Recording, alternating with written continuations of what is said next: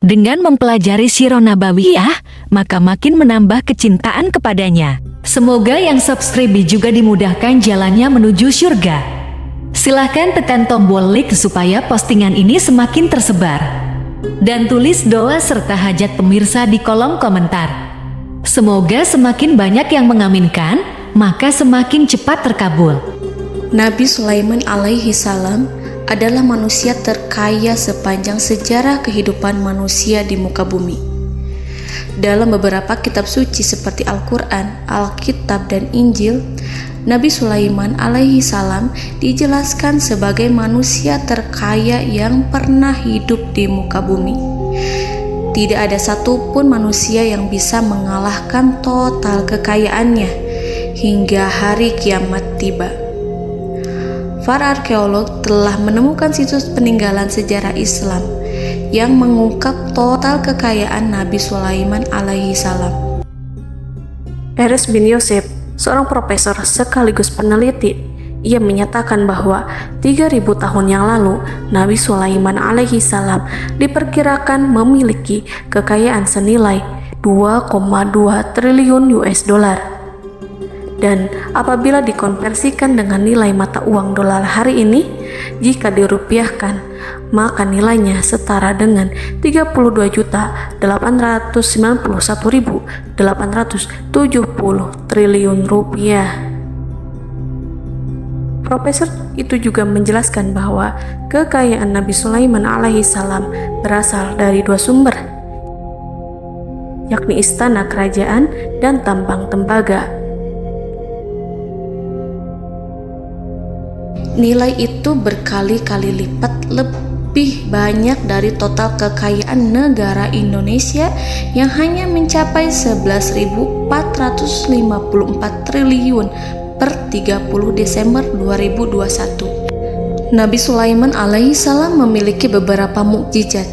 Di antaranya adalah dapat berbicara dengan bahasa binatang. Beliau dapat memerintah mereka untuk melakukan sesuatu. Beliau juga dapat mengendalikan besar kecilnya tekanan angin dan dapat mengatur ke arah mana angin akan berhembus. Sehingga dengan itu Nabi Sulaiman dapat memanfaatkan angin sebagai kendaraannya dan juga kendaraan tentaranya. Nabi Sulaiman juga bisa melunakkan besi dan membentuknya menjadi pakaian perang yang anti tusukan senjata tajam. Nabi Sulaiman juga memimpin para jin. Mereka tunduk dan patuh pada perintah Nabi Sulaiman alaihi salam. Tidak hanya setan, iblis laknatullah yang merupakan makhluk pembangkang dapat dibuat tunduk bertekuk lutut pada perintah-perintah Nabi Sulaiman. Nabi Sulaiman bisa melakukan teleportasi, yaitu berpindah dari suatu tempat ke tempat yang lain dalam waktu singkat. Peristiwa itu dibuktikan dengan pemindahan singgasana Ratu Balqis atas perintah Nabi Sulaiman. Nabi Sulaiman dikenal sebagai raja yang adil dan bijaksana.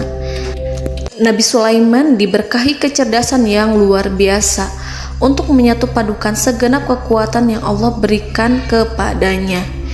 Ia mengelola dan membawa kerajaannya menjadi kekuatan raksasa yang tak terkalahkan di masanya dengan segenap kemampuan yang dimilikinya. Tentara Nabi Sulaiman adalah tentara terkuat di bumi tanpa ada yang menandingi. Pertanyaan mendasar yang muncul kali ini adalah dari mana sumber kekayaan dan kekuatan Nabi Sulaiman alaihi salam? Untuk mendapat jawaban dari pertanyaan itu, simak video ini sampai akhir. Sebelum itu, mari bantu channel ini terus berkembang dengan cara subscribe dan nyalakan tanda loncengnya. Berikan komentar yang positif dan berikan like serta share video ini. Bismillahirrahmanirrahim. Sungguh kami benar-benar telah menganugerahkan ilmu kepada Daud dan Sulaiman. Keduanya berkata, segala puji bagi Allah yang melebihkan kami dari kebanyakan hamba-hambanya yang mukmin. Sulaiman telah mewarisi Daud dan dia berkata, "Wahai manusia, kami telah diajari untuk memahami bahasa burung dan kami dianugerahi segala sesuatu. Sesungguhnya semua ini benar-benar karunia yang nyata." Quran Surat An-Naml ayat 15-16. Saudara-saudaraku yang dirahmati Allah, pada ayat di atas disebutkan bahwa Sulaiman telah mewarisi Daud. Nabi Sulaiman mewarisi Nabi Daud dalam sisi kenabian dan kekuasaan, bukan mewarisi harta, karena para nabi tidak mewariskan harta. Sebab sepeninggalan mereka, harta para nabi menjadi sedekah bagi orang-orang yang ada di sekitarnya, yaitu orang-orang fakir dan orang-orang yang membutuhkan. Dan harta para nabi tidak dikhususkan bagi kalangan keluarganya. Rasulullah Shallallahu Alaihi Wasallam bersabda, "Kami para nabi tidak mewariskan. Nabi Sulaiman mewarisi kenabian dari Nabi Daud. Ini adalah hal yang jelas. Allah telah memilihnya sebagai nabi dari Bani Israel. Begitu juga Allah telah memberinya kekuasaan kerajaan sehingga ia menjadi pemimpin Bani Israel." Barangkali sesuatu yang paling penting yang diwarisi oleh Nabi Sulaiman dari Nabi Daud adalah tradisi militer. Kemajuan militer yang dahsyat telah berpindah kepada Nabi Sulaiman. Nabi Daud sebenarnya adalah seorang pengembala kambing yang sangat miskin, tetapi seiring dengan perjalanan waktu, ia menjadi komandan pasukan tiada tanding. Nabi Daud alaihi salam mengetahui bahwa kekuatan hakiki yang mengatur alam semesta adalah kekuatan Allah. Ketika Nabi Daud mengulurkan tangannya dan memegang potongan batu, lalu beliau melemparkannya dengan ketepel ke arah Jalut, kepala Jalut retak dan ambruk menghantam tanah. Ini sebagai bentuk demonstrasi kekuatan darinya. Kehadiran Nabi Daud mengubah pasukan Bani Israel, di mana mereka sebelumnya lari jika berhadapan dengan musuh. Maka kini keberadaan mereka mulai diperhitungkan di masa hidupnya. Nabi Daud mengalami peperangan yang sangat banyak, tapi Al-Quran tidak menceritakan secara terperinci. Hal itu dikarenakan karena Al-Quran adalah kitab dakwah di jalan Allah, bukan kitab sejarah. Al-Quran hanya menceritakan di dalam Al-Quran surat Shad ayat 20, "Dan kami kuatkan kerajaannya, kerajaan Daud." Ayat tersebut berarti bahwa Nabi Daud belum terkalahkan dalam peperangan yang diikutinya. Di samping dukungan yang Allah berikan kepadanya, juga pasukan dan rakyatnya, di mana mereka adalah orang-orang yang bertauhid, menyerahkan diri kepada Allah. Allah Subhanahu wa Ta'ala mengajarkan kepada Nabi Daud hal-hal yang menjadikan pasukannya memiliki keistimewaan yang dengannya mereka dapat mengalahkan pasukan-pasukan lain, pasukan-pasukan besar yang ada di bumi pada saat itu. Allah Subhanahu wa Ta'ala berfirman dalam surat Saba ayat 10, "Dan kami telah melunakkan besi untuknya." Baju besi mungkin akan menjadi masalah dalam benak kita. Ketika orang-orang yang berperang, baju besi cukup mengganggu gerakan mereka.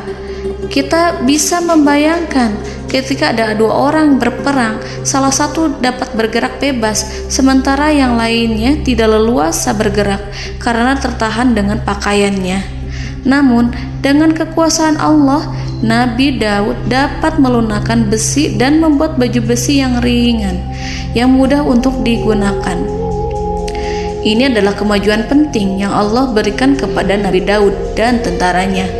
Kemajuan itu kemudian diajarkan, diwariskan dan dimiliki oleh Nabi Sulaiman alaihi salam. Nabi Sulaiman memiliki pasukan dahsyat yang melebihi pasukan manapun di bumi saat itu, atau bahkan mungkin saat ini.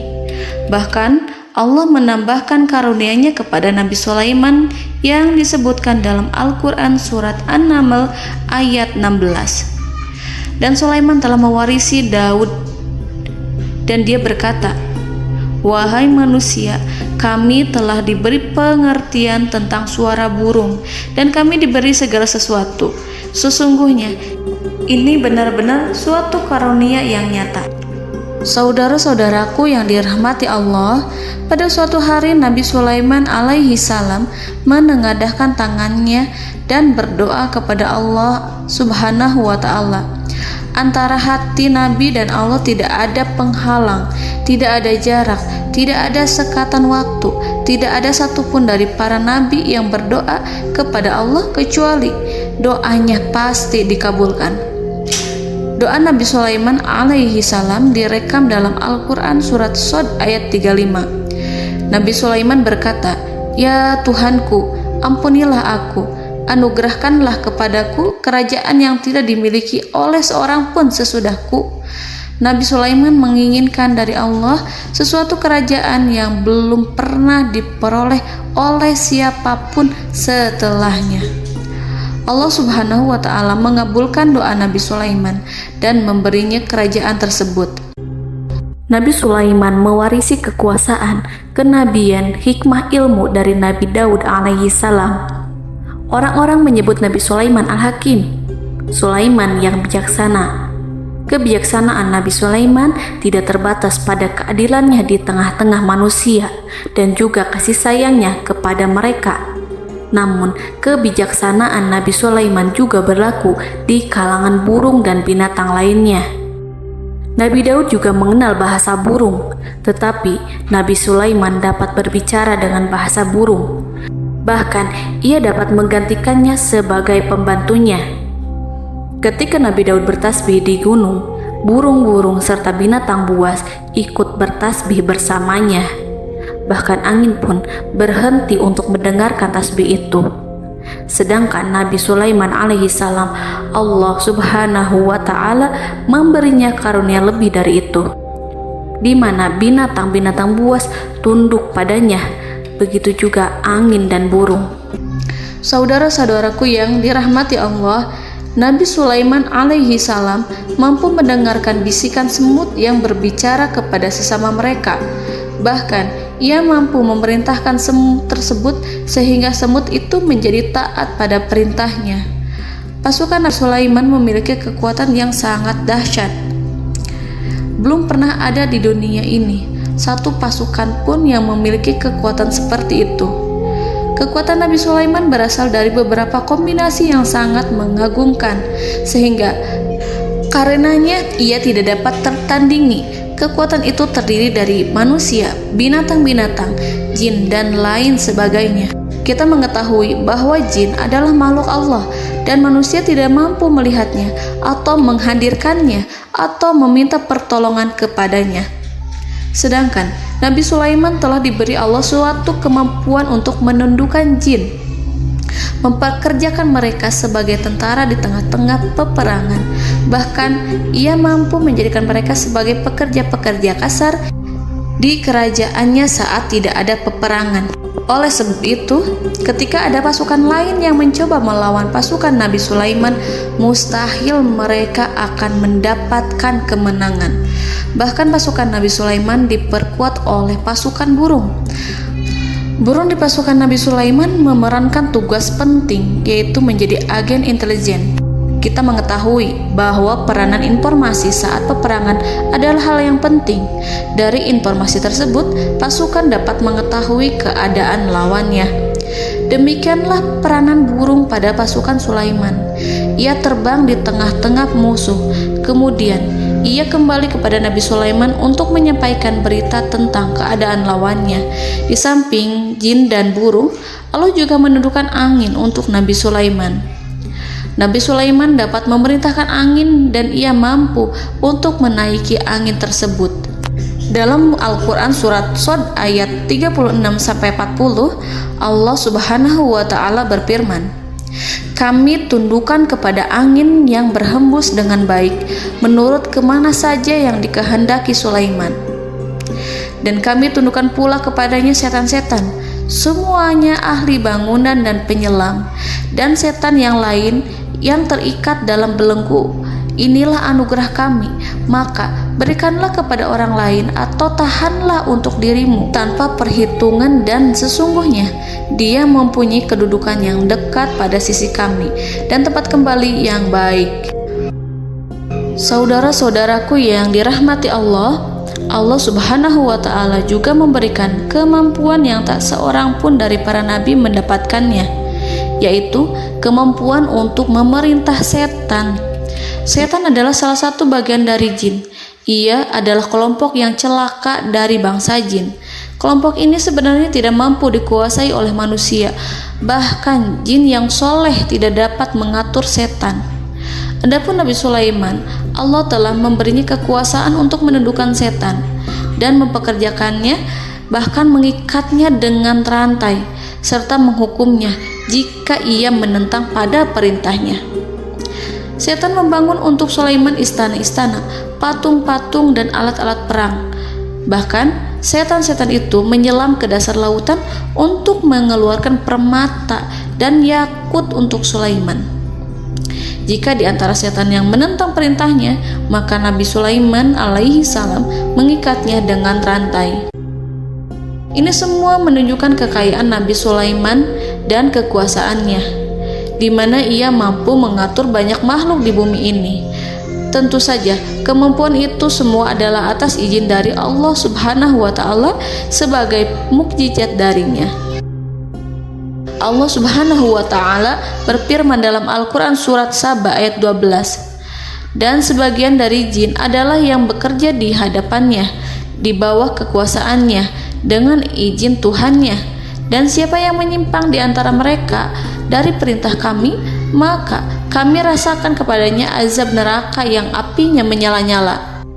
Para jin itu membuat untuk Sulaiman apa yang dikehendakinya, dari gedung-gedung yang tinggi, patung-patung, dan piring-piring yang besarnya seperti kolam, atau periuk yang tetap berada di atas tungku.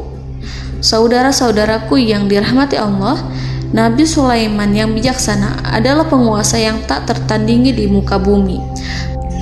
Meskipun memperoleh nikmat-nikmat khusus yang agung itu yang Allah berikan kepada Sulaiman, beliau tetap menunjukkan dirinya sebagai manusia yang paling banyak berzikir kepada Allah dan manusia yang paling banyak bersyukur di zamannya.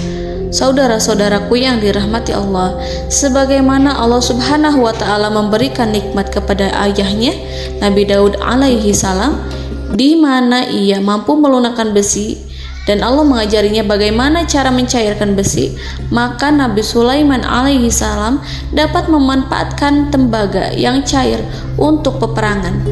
Dan juga di saat perdamaian, pada saat peperangan, beliau mencampur tembaga dengan besi dan menjadikannya perunggu. Mereka menggunakan senjata-senjata perunggu dalam peperangan seperti pedang, baju besi, dan juga pisau. Senjata-senjata ini adalah senjata yang paling kuat pada saat itu. Sedangkan di saat damai, tembaga digunakan untuk membuat bangunan, perhiasan, dan sebagainya. Meskipun Nabi Sulaiman mendapatkan nikmat yang besar dan karunia yang khusus, Allah Subhanahu wa Ta'ala mengujinya dengan suatu ujian yang dahsyat. Ujian yang akan selalu datang kepada seorang hamba yang soleh. Ketika hamba itu mendapatkan kedudukan besar, maka ujiannya pun menjadi besar. Allah Subhanahu wa Ta'ala menguji Nabi Sulaiman dengan penyakit. Diceritakan oleh Fahru Roji, Nabi Sulaiman diuji dengan suatu penyakit yang keras, di mana kedokteran saat itu tidak dapat dan tidak mampu mengatasinya. Sakitnya Nabi Sulaiman sangat keras sehingga para dokter dari kalangan manusia ataupun jin tidak mampu menghilangkan penyakit itu. Lalu burung-burung menghadirkan rumput-rumput yang dianggapnya sebagai obat, tetapi Nabi Sulaiman tak kunjung sembuh. Semakin hari penyakit Nabi Sulaiman semakin menjadi-jadi, sehingga ketika Nabi Sulaiman duduk di atas kursi, ia duduk bagaikan tubuh tanpa roh.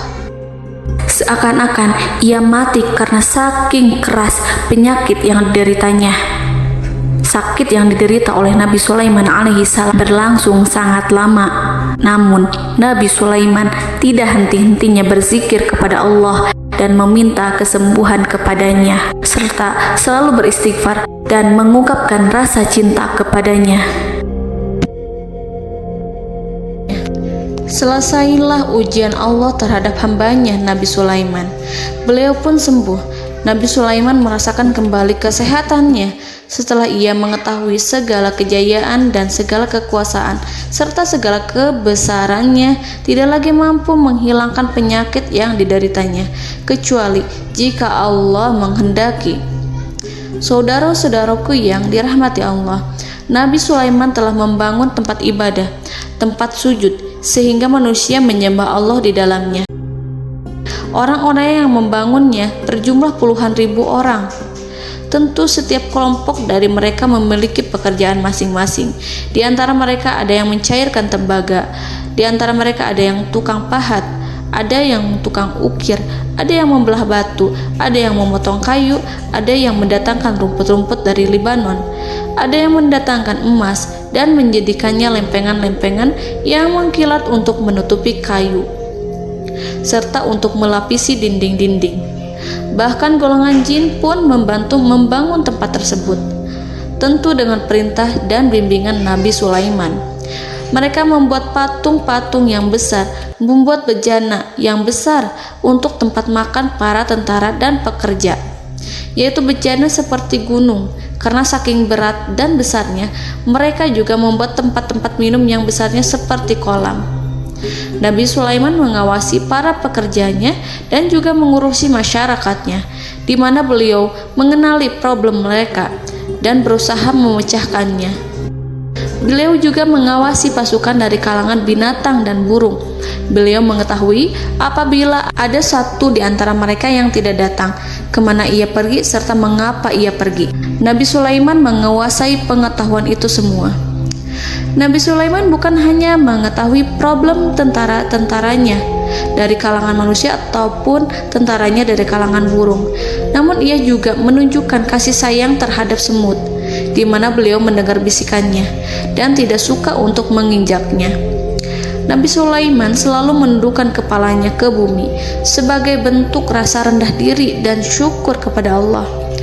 Pada suatu hari, Nabi Sulaiman alaihi salam berjalan di depan tentaranya dan tiba-tiba ia mendengar suara semut yang berkata kepada temannya dari kalangan semut.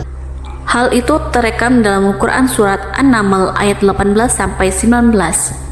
Wahai semut-semut, masuklah ke dalam sarang-sarangmu agar kamu tidak terinjak oleh Sulaiman dan tentaranya, sedangkan mereka tidak menyadarinya.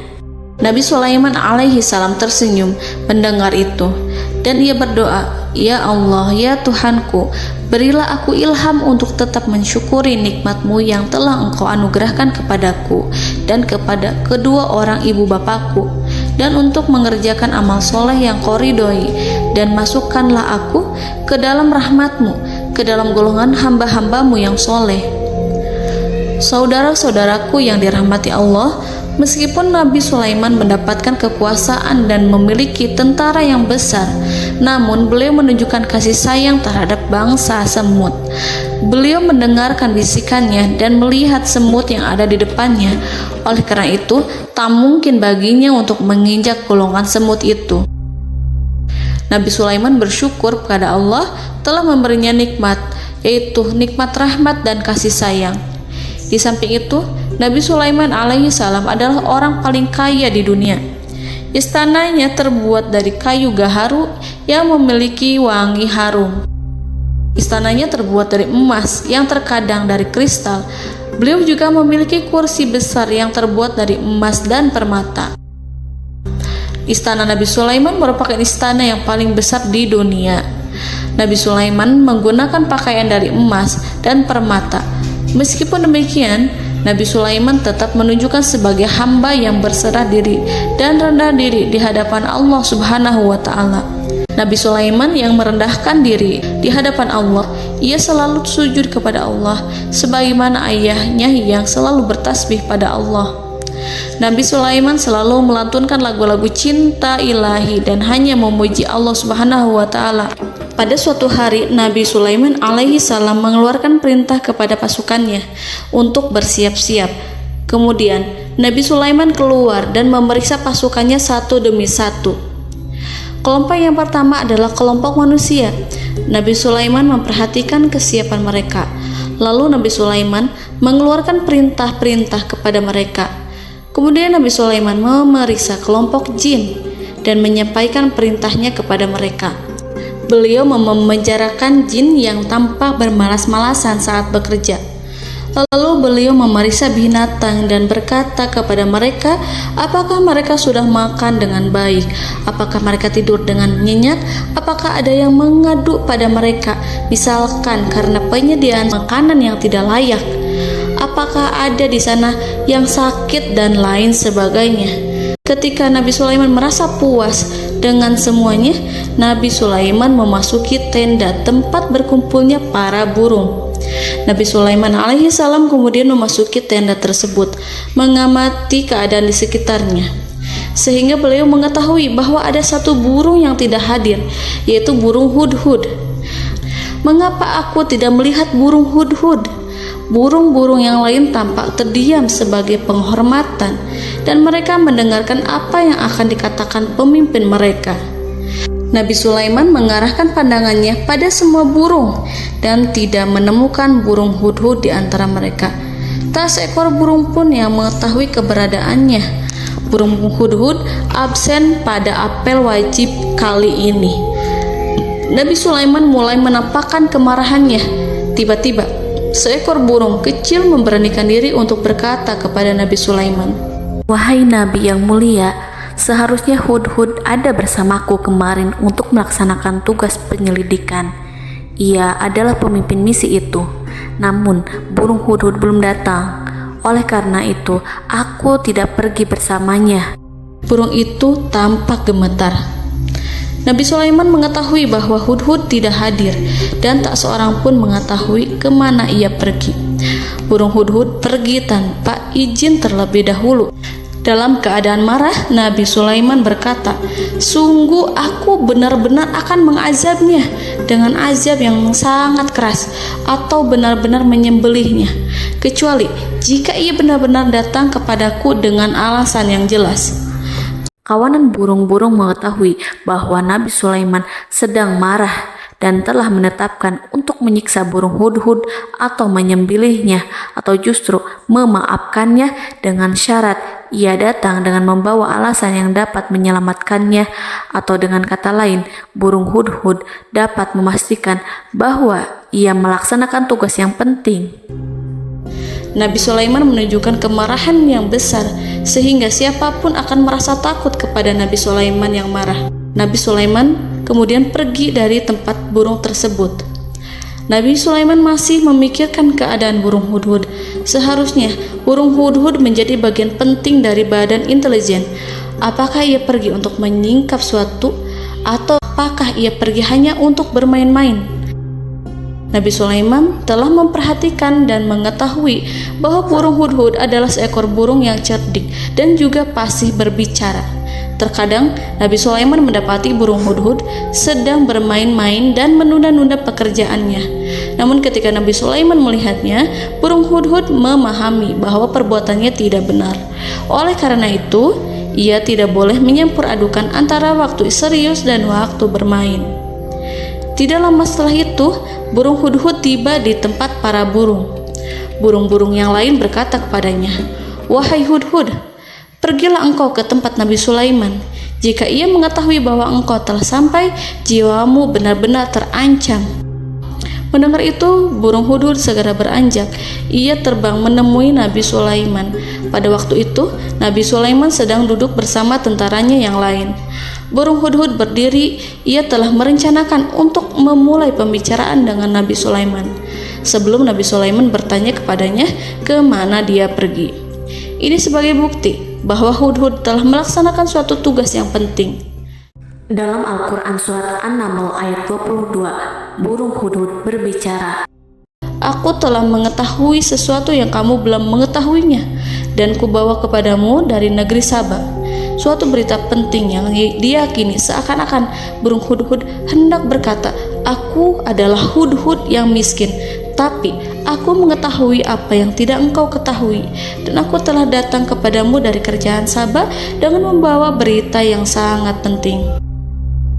Nabi Sulaiman tampak terdiam menunggu hudhud menyelesaikan kisahnya. Dalam surat An-Naml ayat 23-24, burung hudhud berkata, Sesungguhnya aku menjumpai seorang wanita yang memerintah mereka. Dia dianugerahi segala sesuatu serta mempunyai singgasana yang besar. Aku mendapati dia dan kaumnya menyembah matahari selain Allah, dan setan-setan telah menjadikan mereka memandang indah perbuatan-perbuatan mereka, lalu menghalangi mereka dari jalan Allah, sehingga mereka tidak mendapat petunjuk. Burung hudhud diam. Nabi Sulaiman merasa bahwa hudhud menunjukkan kepasihan lisannya. Nabi Sulaiman berkata dalam Quran surat An-Naml ayat 27 sambil menunjukkan senyum manisnya. Nabi Sulaiman berkata, "Akan kami lihat apakah kamu benar wahai hudhud, ataukah kamu termasuk orang-orang yang berdusta." Seakan-akan burung hudhud ingin mengatakan, "Aku tidak berbohong, wahai Nabi yang mulia." Namun diamnya Sulaiman membuat takut sehingga burung hudhud terdiam. Nabi Sulaiman terdiam karena berpikir, lalu ia memutuskan sesuatu setelah itu. Beliau melihat kepada lainnya dan meminta secari kertas. Nabi Sulaiman menulis surat singkat dan menyerahkannya kepada hudhud, serta memerintahkan kepadanya seperti yang dikatakan dalam Quran surat An-Naml ayat 28. "Pergilah dengan membawa suratku ini, lalu jatuhkanlah kepada mereka, kemudian berpalinglah dari mereka, lalu perhatikanlah apa yang mereka bicarakan." Al-Quranul Karim hanya menceritakan dalam Quran surat An-Naml bagaimana perginya hudhud dan bagaimana ia menyerahkan surat itu. Lalu Al-Quran langsung menyebut keadaan kerajaan Balqis yang saat itu sedang membaca surat di depan para pembesar kerajaan dan para menterinya. Dalam Al-Quran surat An-Naml ayat 29-31 berkatalah Balqis, "Wahai pembesar-pembesar, sesungguhnya telah dijatuhkan kepadaku sebuah surat yang mulia. Sesungguhnya surat ini dari Sulaiman, dan sesungguhnya isinya dengan menyebut nama Allah yang Maha Pengasih lagi Maha Penyayang, bahwa janganlah kalian berlaku sombong terhadapku, dan datanglah kepadaku sebagai orang yang berserah diri." Saudara-saudaraku yang dirahmati Allah, dalam surat tersebut Nabi Sulaiman menyebutkan supaya mereka menyerahkan diri dan tunduk kepada perintah Nabi Sulaiman. Nabi Sulaiman memerintahkan agar mereka meninggalkan penyembahan terhadap matahari. Nabi Sulaiman tidak mempersoalkan akidah mereka dan tidak memuaskan mereka dengan apapun. Nabi Sulaiman hanya memerintahkan bahwa ia berada di atas kebenaran. Bukankah ia didukung kekuatan yang berlandaskan keyakinan yang dimilikinya? Nabi Sulaiman hanya memerintahkan mereka agar tunduk dan patuh kepadanya. Ratu Sabak menyampaikan surat tersebut di tengah-tengah kaumnya. Dalam Quran surat An-Naml ayat 32 dijelaskan, "Dan berkatalah Balqis, wahai para pembesar, berilah aku pertimbangan dalam urusanku ini. Aku tidak pernah memutuskan sesuatu persoalan sebelum kamu berada dalam majelisku." Saudara-saudaraku yang dirahmati Allah, para pembesar istana Balqis menentang surat tersebut. Isi surat itu membangkitkan kesombongan kaum Sabak, di mana mereka merasa lebih kuat. Mereka mengetahui bahwa di sana ada seorang yang mencoba menentang mereka dan mengisyaratkan peperangan kepada mereka. Lalu ia meminta kepada mereka untuk memenuhi syarat-syaratnya sebelum terjadinya peperangan dan kekalahan. Dalam surat An-Naml ayat 33, mereka menjawab, "Kita adalah orang-orang yang memiliki kekuatan dan juga memiliki keberanian yang sangat besar dalam peperangan. Dan keputusan berada di tanganmu, wahai rajaku. Maka pertimbangkanlah apa yang akan kamu perintahkan." Saudara-saudaraku yang dirahmati Allah, para pembesar kaum Sabak seakan ingin berkata, "Kita siap untuk melaksanakan perang." Tampaknya ratu itu memiliki kebijakan yang lebih baik dari pembesar kaumnya. Surat Sulaiman itu membuatnya berpikir lebih jernih dan lebih berhati-hati. Ia berusaha sebisa mungkin menghindari peperangan. Ratu itu berpikir dalam tempo yang lama. Nama Sulaiman tidak diketahuinya dan ia pun belum pernah mendengarnya. Oleh karena itu, Ratu kaum Sabak tidak mampu mengetahui dan mendeteksi seberapa besar kekuatan Nabi Sulaiman. boleh jadi Nabi Sulaiman memiliki kekuatan yang dahsyat, sehingga ia mampu memerangi kekuasaannya dan mengalahkannya. Kemudian ratu memperhatikan apa yang ada di sekelilingnya. Ia melihat kemajuan masyarakatnya dan juga kekayaannya. Barangkali ia mengira bahwa Nabi Sulaiman iri terhadap kemajuan dan kekayaannya itu, sehingga Nabi Sulaiman ingin menyerangnya. Setelah mempertimbangkan isi surat Nabi Sulaiman dengan cermat, Ratu Saba memilih untuk tidak bersikap ceroboh dan bodoh. Ratu lebih suka untuk menggunakan bahasa kelembutan. Ia mengirim kepada Nabi Sulaiman suatu hadiah yang besar. Ratu mengira bahwa Nabi Sulaiman seorang yang ambisius, yang boleh jadi ia telah mendengar tentang kekayaan kerajaan Saba. Para utusan pergi dengan membawa hadiah dari Ratu Saba.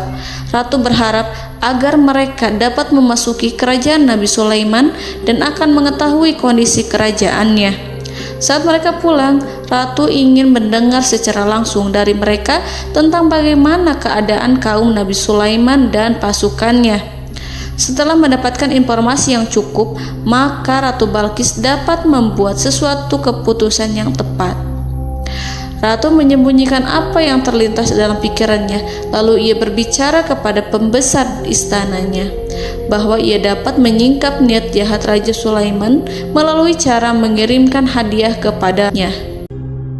Ratu lebih memilih cara tersebut dan menunggu reaksi dari Nabi Sulaiman. Ratu berhasil memuaskan para pembesar istana, dan untuk sementara ia menghilangkan ide untuk berperang.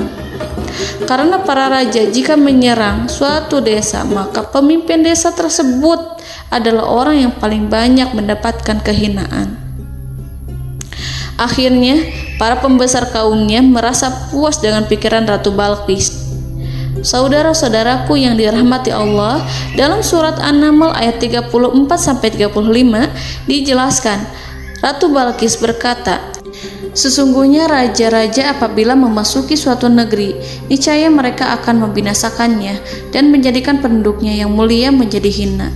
Dan demikian pula lah yang akan mereka perbuat. Dan sesungguhnya aku akan mengirim utusan kepada mereka dengan membawa hadiah, dan aku akan menunggu apa yang akan dibawa kembali oleh utusan itu." Kemudian sampailah hadiah dari Ratu Balqis kepada Nabi Sulaiman. Para intelijen Nabi Sulaiman memberitahunya bahwa utusan Balqis datang dengan membawa hadiah. Nabi Sulaiman langsung mengetahui bahwa Ratu Balqis itu sengaja mengirim orang-orangnya untuk mengetahui atau untuk mendapatkan informasi tentang kekuatannya. Lalu setelah itu ia akan mengambil keputusan atau mengambil sikap kepada kerajaan Sulaiman. Nabi Sulaiman segera memanggil semua pasukannya untuk berkumpul. Utusan Balqis segera memasuki istana Nabi yang dipenuhi dengan pasukan yang besar bersenjata. Melihat itu, utusan Ratu Balqis tercengang dan terkejut ketika mereka melihat kekayaan yang mereka bawa tidak ada apa-apanya dibandingkan dengan kerajaan Nabi Sulaiman. Hadiah mereka tampak tidak berarti. Emas yang mereka bawa tampak tidak memiliki makna saat mereka memasuki istana Nabi Sulaiman yang terbuat dari kayu-kayu pohon gaharu yang mengeluarkan bau yang harum serta dihiasi dengan emas permata. Para utusan Ratu Balqis berdiri bersama Nabi Sulaiman dan menyaksikan bagaimana Nabi Sulaiman mengendalikan pasukannya. Kemudian mereka mulai berpikir tentang kekuatan dan kualitas pasukan Nabi Sulaiman. Betapa kagetnya mereka ketika melihat di tengah-tengah pasukan itu terdapat singa, burung, dan tentara dari kalangan manusia yang mampu terbang.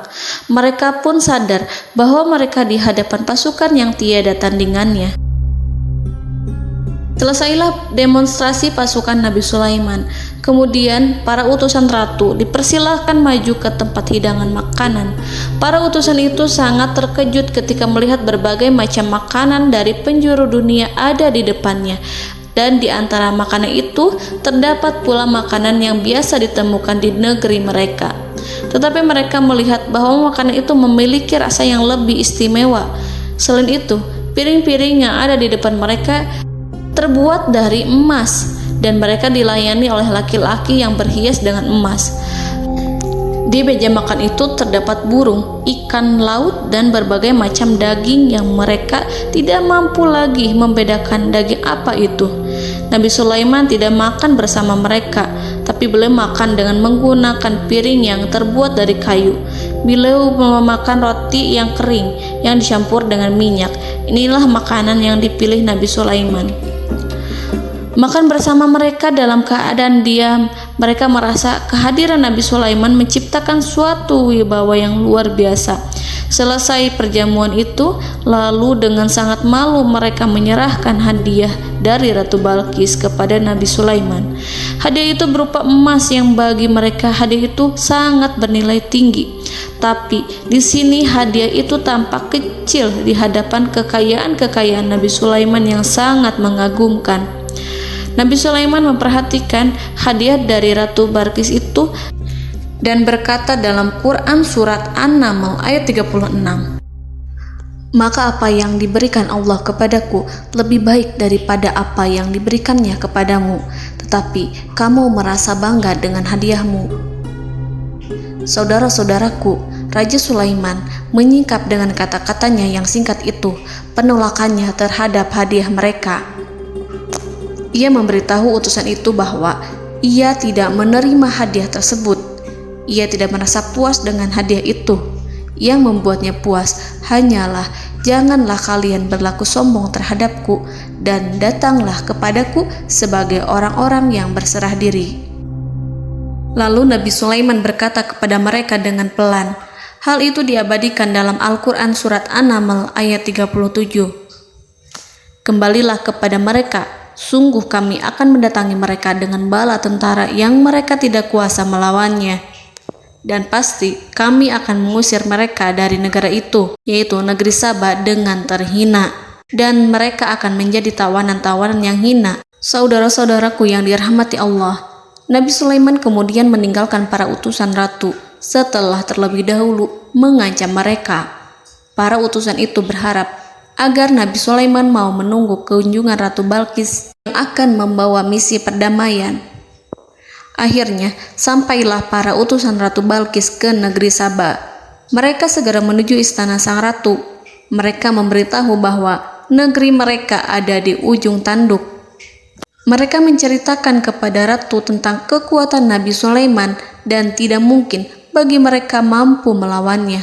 Mereka meyakinkan Ratu Balqis bahwa ia harus mengunjunginya dan melihat sendiri bagaimana kebesaran kerajaan Nabi Sulaiman. Kemudian Ratu Balqis menyiapkan dirinya untuk pergi menuju kerajaan Nabi Sulaiman. Nabi Sulaiman duduk di kursi kerajaan di tengah-tengah para pembesarnya dan para menterinya, serta para komandan pasukannya. Beliau berpikir tentang sosok Balqis. Nabi Sulaiman mengetahui bahwa Balqis menuju tempatnya. Balqis dikelilingi rasa takut. Nabi Sulaiman berpikir sejenak tentang bagaimana matahari disembah. Ia memikirkan bagaimana informasi yang diterima oleh intelijennya tentang kemajuan kerajaan Balqis dalam bidang kesenian dan ilmu pengetahuan. Nabi Sulaiman bertanya kepada dirinya sendiri, apakah kemajuan menjadi penghalang untuk mengetahui kebenaran? Apakah ratu itu senang dengan kekuatan yang dicapainya?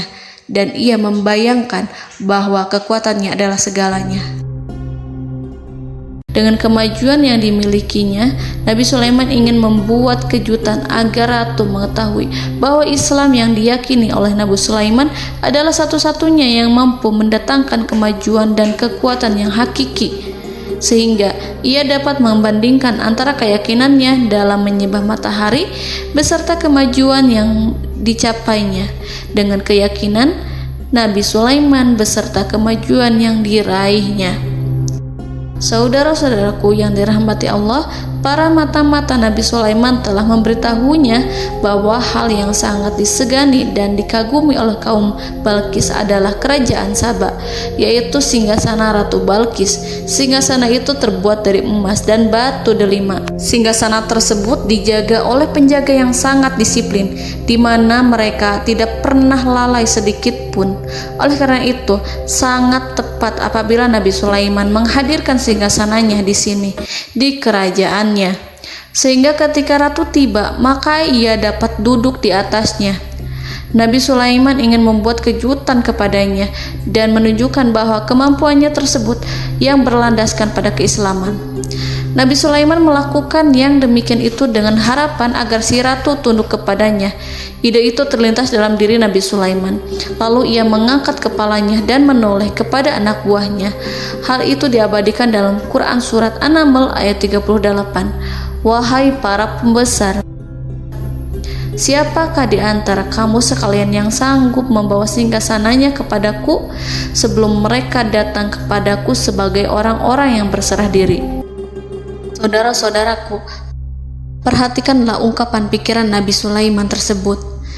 Semua pemikirannya berkisar tentang keislaman para penyembah matahari, tentang bagaimana beliau dapat memberikan petunjuk kepada mereka di jalan Allah. Yang pertama menjawab pertanyaan Nabi Sulaiman adalah jin Ifrit. Dalam Quran Surat An-Naml ayat 39, berkatalah Ifrit yang cerdik dari golongan jin, "Aku akan datang kepadamu dengan membawa singgasana itu sebelum kamu berdiri dari tempat dudukmu. Sesungguhnya aku benar-benar kuat untuk membawanya, lagi dapat dipercaya." Nabi Sulaiman berdiri dari tempat duduknya. Setelah 1 jam atau 2 jam, jin itu berjanji kepadanya untuk menghadirkan singgasana Balkis. Sebelum itu, istana Nabi Sulaiman di Palestina, sedangkan istana Balkis terletak di Yaman. Antara singgasana tersebut dengan singgasana Nabi Sulaiman berjarak lebih dari ribuan mil. Barangkali pesawat yang cepat sekalipun yang kita kenal hari ini tidak akan mampu membawa dan mendatangkan istana itu dalam waktu 1 jam. Tetapi masalahnya di sini, berhubung dengan kekuatan jin yang serba misterius, Nabi Sulaiman tidak mengomentari sedikit pun terhadap apa yang dikatakan oleh Ifrit. Nabi Sulaiman tampak menunggu tanggapan lain yang mampu menghadirkan singgasana Balkis yang lebih cepat dari jin Ifrit. Nabi Sulaiman menoleh kepada seorang yang di sana, yang duduk di atas naungan.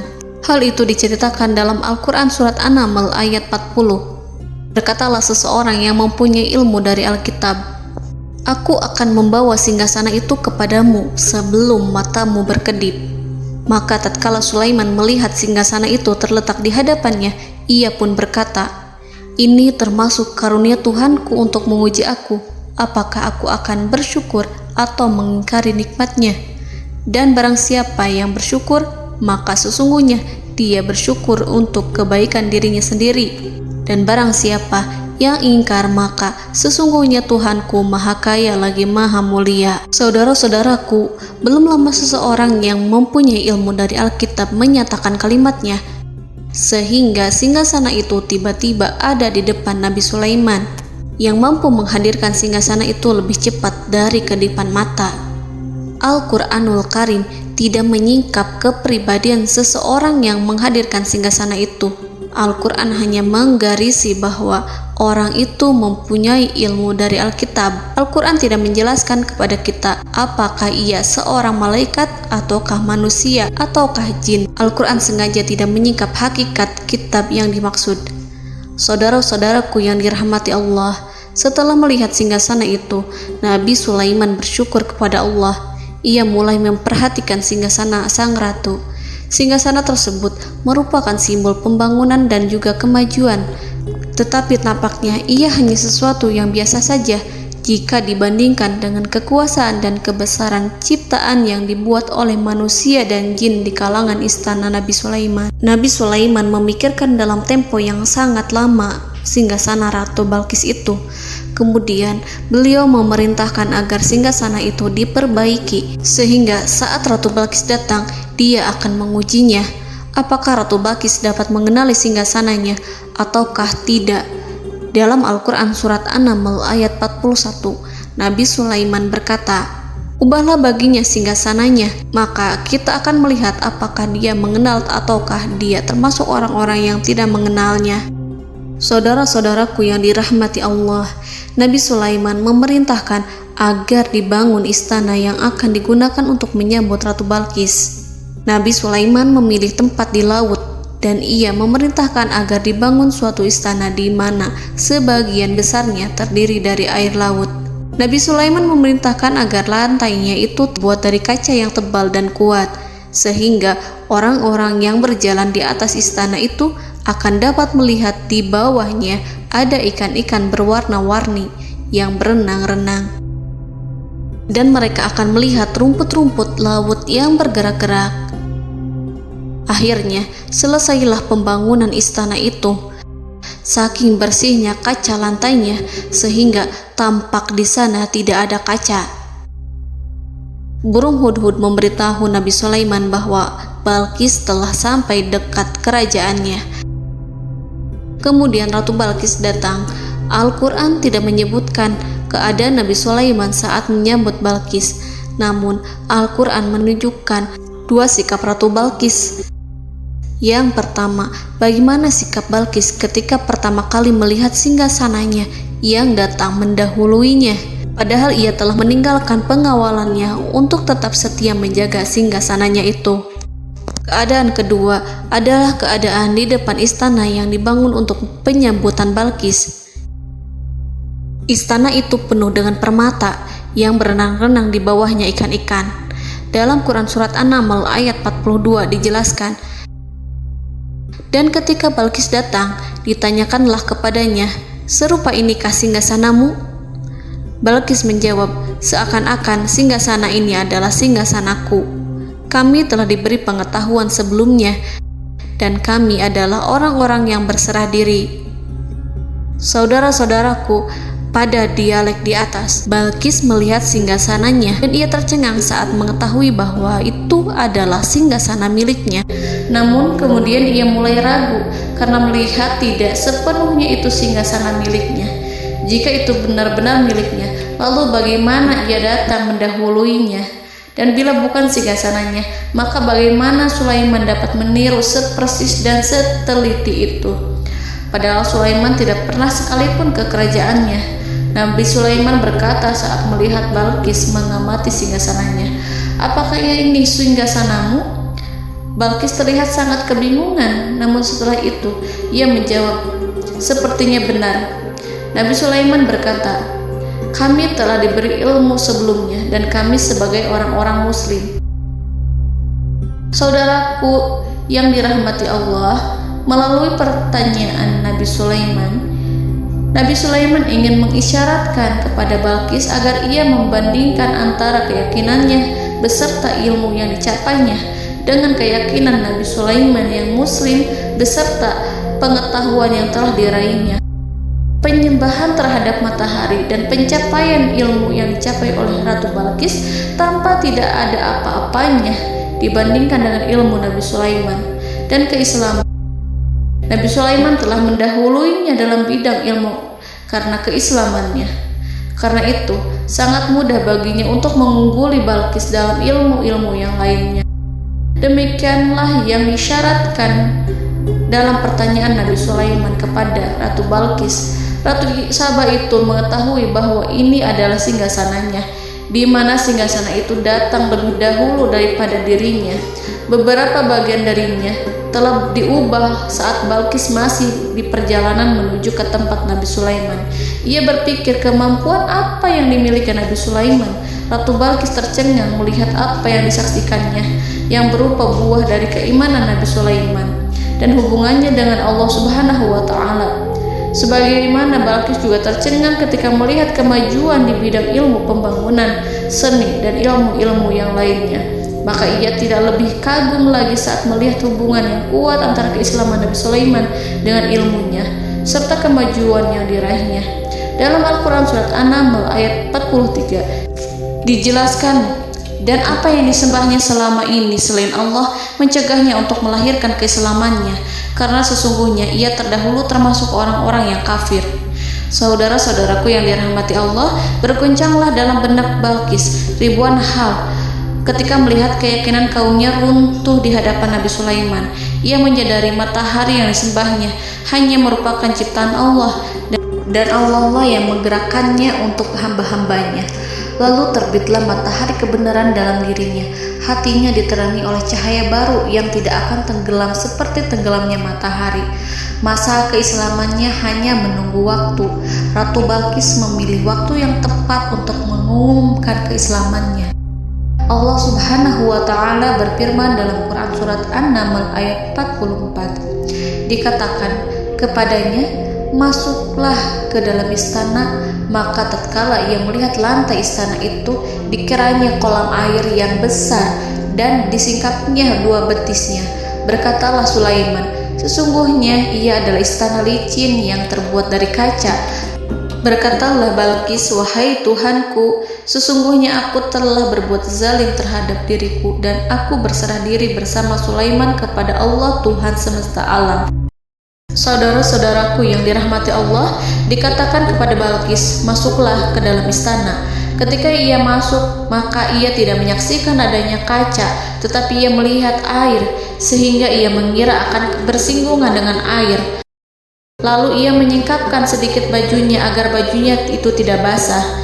Nabi Sulaiman mengingatkannya tanpa melihatnya agar ia tidak khawatir terhadap pakaiannya, karena pakaiannya tidak akan basah, sebab di sana tidak ada air. Itu sekedar kaca yang halus, yang saking halusnya sehingga ia tidak tampak. Pada kesempatan itulah Balqis mengumumkan keislamannya yang mengakui kelalimannya, dan ia menyatakan menyerahkan diri kepada Nabi Sulaiman dan kepada Allah Tuhan semesta alam. Lalu kaumnya pun mengikutinya dan mereka memeluk Islam. Balqis menyadari ia berhadapan dengan penguasa yang terbesar di bumi dan Nabi Allah yang mulia. Untuk pertama kalinya, wajah Sulaiman tampak dihiasi dengan senyuman yang menunjukkan kepuasannya sejak Balqis mengunjunginya. Demikianlah Nabi Sulaiman mewujudkan kejayaannya yang hakiki dan menyebarkan cahaya Islam di muka bumi. Saudara-saudaraku, Al-Quran tidak menyebutkan kisah Balqis setelah keislamannya. Para ahli tafsir mengatakan bahwa ia menikah dengan Nabi Sulaiman. Selain itu, ada yang mengatakan bahwa ia menikah dengan salah satu orang dekat Nabi Sulaiman. Ada juga yang mengatakan bahwa sebagian Raja Habasyah adalah keturunan dari buah perkawinan ini. Wallahu a'lam bishawab. Saudara-saudaraku yang dirahmati Allah, Nabi Sulaiman hidup di tengah-tengah kejayaan dan kemuliaan di bumi. Kemudian Allah menetapkan kematian untuknya, sebagaimana kehidupan Sulaiman berada di puncak kemuliaan dan kejayaan yang penuh dengan keajaiban yang luar biasa, maka kematiannya pun merupakan tanda-tanda kebesaran Allah yang penuh dengan keajaiban. Demikianlah bahwa kematiannya sesuai dengan kehidupannya, sesuai dengan kejayaannya. Allah berfirman tentang kematian Sulaiman di dalam Al-Quran Surat Saba ayat 14. Maka tatkala kami telah menetapkan kematian Nabi Sulaiman, tidak ada yang menunjukkan kepada mereka kematiannya itu kecuali rayap yang memakan tongkatnya. Maka tatkala ia telah tersungkur, tahulah jin bahwa kalau sekiranya mereka mengetahui yang gaib, tentulah mereka tidak akan tetap dalam siksa yang menghinakan. Saudara-saudaraku, kemampuan Nabi Sulaiman untuk menundukkan jin dan mempekerjakan mereka serta hubungan mereka dengan semua itu menimbulkan fitnah di tengah-tengah manusia. Dalam hal tertentu, kematian Nabi Sulaiman merupakan batasan jawaban terhadap fitnah ini. Kami tidak mengetahui siapa yang mengklaim bahwa jin mengetahui hal yang gaib, apakah itu setan yang terkutuk atau jin yang bodoh atau manusia yang tertipu. Kami tidak mengetahui siapa yang bertanggung jawab terhadap tersebarnya isu yang keliru ini. Yang kita ketahui adalah bahwa hal tersebut adalah mempengaruhi sebagian manusia dan jin. Barangkali manusia berkata kepada diri mereka, selama jin melakukan perbuatan yang luar biasa ini, maka apa gerangan yang menjadikan mereka tidak mengetahui hal yang gaib itu? Manusia itu lupa bahwa kunci kegaiban berada di tangan Allah. Masalah ilmu gaib tidak akan mampu dikuasai oleh jin dan manusia. Hanya Dia yang mengetahuinya, dan manusia diberitahu hanya sedikit sekali.